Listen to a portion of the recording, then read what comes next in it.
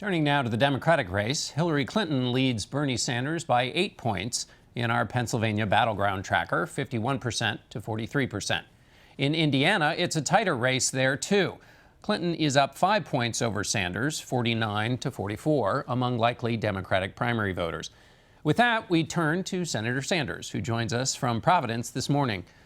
Senator, I want to ask, Hillary Clinton has more votes and more delegates. Is it your view that Democrats want to vote for you, but that there's something rigged about the system that's keeping that from happening?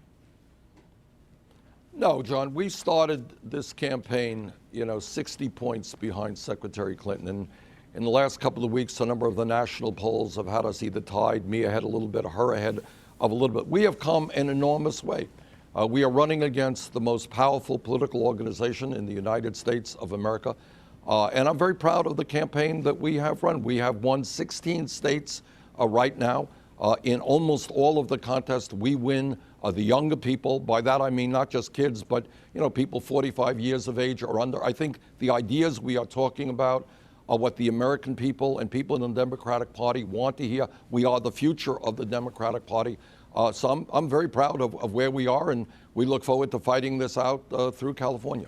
One of the issues you've talked about so much is income inequality. NPR did an analysis, though, and found in places where income inequality was high that Hillary Clinton was winning in those places. You were asked about this on Meet the Press, and you said, well, poor people don't vote. But in states like Ohio, Florida, New York, and even Michigan, which you won, those those earning less than $30,000 ended up voting more for Hillary Clinton. So that doesn't seem to be the case. Well, for a start, one of the challenges that we have as a nation is that we have one of the lowest voter turnouts in general of any major country on earth. In the last national election, 63% of the American people didn't vote, and those numbers were worse for young people and for low-income people.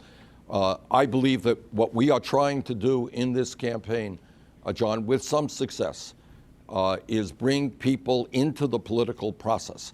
And obviously, we have got to do better. But I would hope that if I am the nominee, that on Election Day, you're going to see a very, very large voter turnout.